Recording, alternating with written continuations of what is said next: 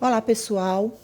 Mais uma vez estamos aqui para falar de um assunto nem um pouco agradável, que é o caso do assassinato do menino Henri Borel. Não é agradável, mas é a verdade nua e crua. A questão da violência de crianças e adolescentes. E mais uma vez, a violência cometida ou a violência sofrida dentro de casa. Ou seja, aquelas pessoas que deveriam proteger, elas maltratam, elas agridem, elas violentam, elas matam. Mas eu queria aproveitar esse fato horrendo para pontuar e para esclarecer, trazer informações para vocês a respeito de duas coisas. Uma delas é sobre a importância da polícia científica. Por que eu falo tanto nisso, nessa questão da importância da polícia científica? É porque, infelizmente, aqui no Brasil, as nossas autoridades, os nossos representantes parlamentares, né, eles ainda não se deram conta, ou eles ainda não dão o devido valor ao trabalho da polícia científica, ao trabalho do perito criminal, ao trabalho do médico legistas, ao trabalho de todos os servidores que compõem essa importante instituição na luta contra o crime. Pois bem, no caso Henri Borel, me desculpem, a primeira notícia que foi veiculada na mídia, e aí eu aproveito para fazer um parênteses e deixar bem claro para vocês que tudo que eu falo a respeito desse caso são informações obtidas da mídia, tá? Eu não tenho nenhum tipo de informação privilegiada. Se tivesse, não poderia, por uma questão de ética, estar falando do caso. Então, tudo é baseado na mídia. Então, o que foi veiculado de cara e que me chamou a atenção é aquele tipo de notícia que a gente para ouvir, né? Embora eu esteja acostumada, digamos assim, a gente vive com essa realidade, quem trabalha na polícia, mas é o tipo de notícia que choca e chama a atenção. Então, parei para ouvir. E a primeira coisa que foi veiculado foi o laudo médico legal, no qual o médico legista, com bastante firmeza, descrevia inúmeras lesões no corpo da criança. Lesões incompatíveis com uma queda de uma cama ou com uma simples queda, como afirmavam os suspeitos que poderia ter acontecido, né? Porque na verdade eles diziam que não sabiam o que teria acontecido, né? Que encontraram a criança no chão já passando muito mal. Então, quando eu vi essa notícia e vi, e depois eu fui pesquisar ainda mais a respeito desse laudo, o que é que o médico legista dizia, né? Para mim ficou muito claro e evidente que se tratava de um assassinato. A criança foi espancada, a criança foi torturada, tinha lesão na cabeça, no abdômen, no tórax, em todas as regiões do corpo da criança. Tá? Então, se não fosse o trabalho do médico legista, talvez nós não conseguíssemos chegar ao resultado que hoje a polícia apresentou para solicitar a prisão dos suspeitos. Posteriormente, também foi veiculado na mídia que foi feita uma reprodução simulada. Algumas pessoas chamam de reconstituição do crime. Nós chamamos de reprodução simulada, né? Então, a perícia criminal foi ao local. Eu acho que no dia seguinte ou alguns dias depois, para fazer a devida perícia criminal, mas como vocês também sabem, o local ele foi totalmente alterado. Né? No dia seguinte, uma pessoa limpou o apartamento, arrumou. Os suspeitos voltaram para esse ambiente e tiveram todas as chances do mundo para alterar o que eles quisessem. Mas ainda assim, a perícia criminal, a polícia científica, ela consegue encontrar vestígios do crime, né? E aí a gente usou o que se chama de reprodução simulada, né? E aí, nessa reprodução simulada, certamente a perícia criminal tem diversos elementos que contradizem a versão dos suspeitos. Também fiquei sabendo pela mídia e em grupos nacionais, em grupos de peritos criminais, que nós tivemos perícias realizadas nos celulares das pessoas envolvidas, né? E nesses celulares foram encontradas mensagens que eu chamaria de suspeitas, ou mensagens que contradizem também a versão dos suspeitos e das pessoas que já tinham sido ouvidas, né? São mensagens, inclusive, bem chocantes, né? De quanto a criança já vinha sendo maltratada. Eu tenho certeza absoluta que tem outras perícias envolvidas, que também não foi divulgado tudo, mas eu tenho certeza. Então a polícia científica, ela vai juntando esses elementos materiais, além, obviamente, de outras provas que a polícia consegue juntar nesse contexto de investigação. No caso da polícia científica, nós não trabalhamos com testemunho, nós não trabalhamos com confissão, nós não trabalhamos com eu ouvi dizer. Nós trabalhamos com provas materiais. É a perícia médico-legal, é a perícia de local de crime, é a perícia de informática, é a perícia de áudio e vídeo, entre tantas outras que nós vamos montando o quebra-cabeça para apontar sem nenhuma sombra de dúvida quem foi o autor do crime ou quem foram os autores do crime. Então, o nosso trabalho, ele tem uma importância muito grande, tanto para apontar quem cometeu o crime, como para, digamos assim, excluir pessoas falsamente acusadas, tá?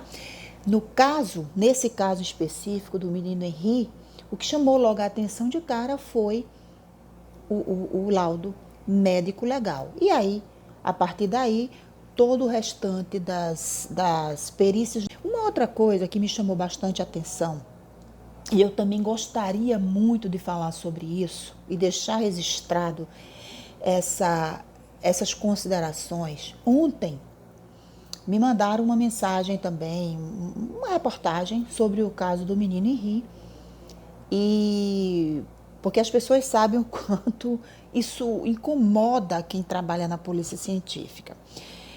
A imprensa veiculou que o suspeito, que está preso, eu tenho que dizer suspeito, tá, gente? A investigação ainda continua, ele não foi condenado, então a gente tem que tratar dessa forma. No dia, na madrugada em que o menino foi levado ao hospital,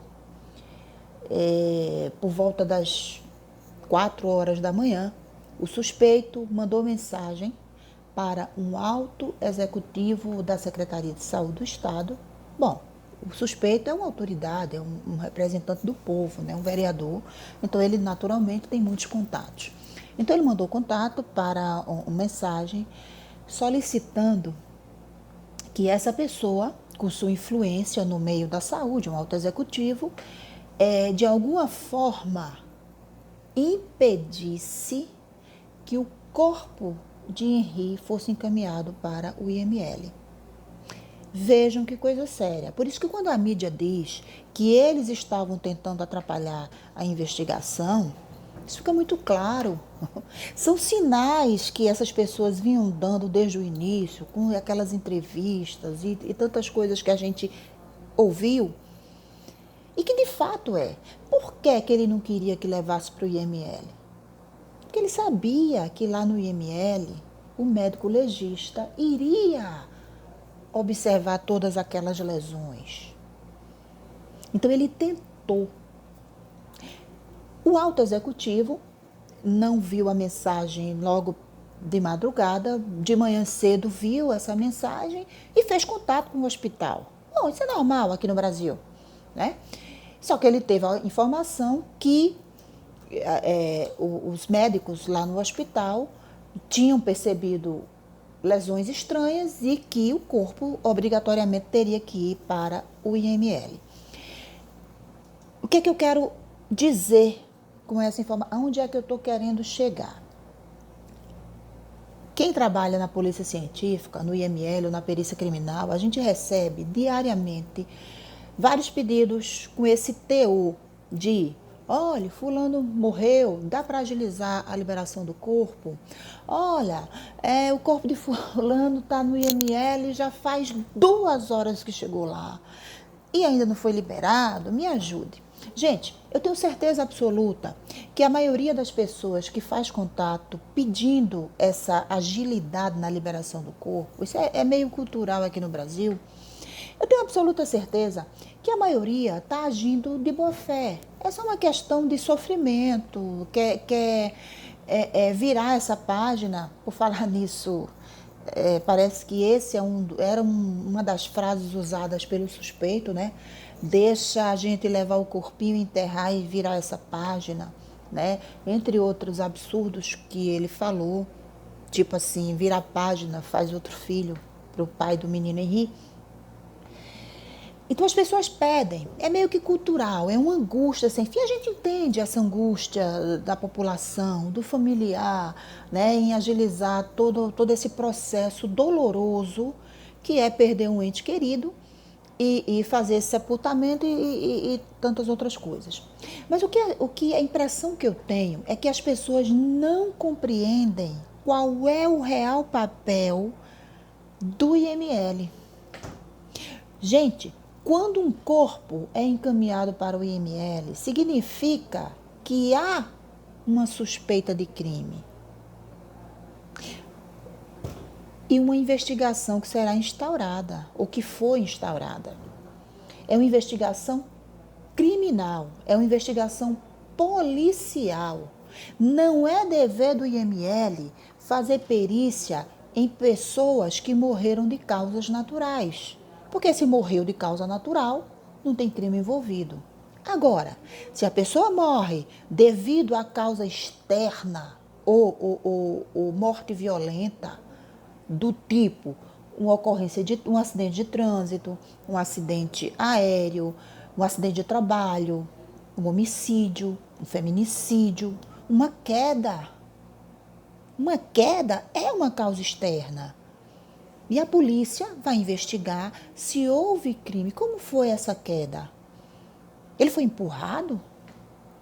Ele caiu e morreu porque tinha alguma coisa errada com o piso, alguma construção errada, algum buraco fora do lugar na rua, digamos assim, né? Então, é uma investigação. E quando o corpo chega ao IML, os médicos legistas e todos os demais funcionários, eles atuam nesse contexto, nessa investigação, para apontar o que levou à morte, qual foi o instrumento utilizado, né? No caso do menino Henri, o médico legista apontou as diversas razões e com isso ele deixou claro que não podia ser uma queda. Ele deixou claro que o menino foi espancado. E aí a gente se vê diante de um crime, com pessoas negando que ocorreu um crime.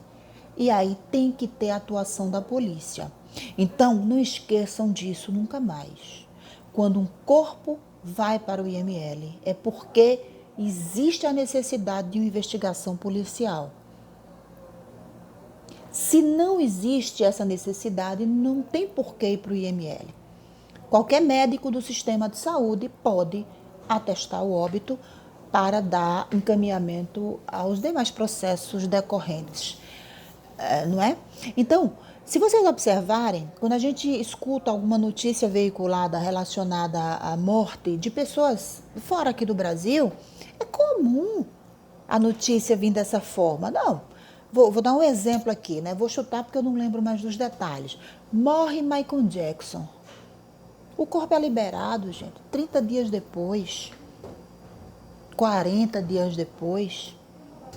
E é normal, porque as pessoas daquele país entendem. Tem uma investigação.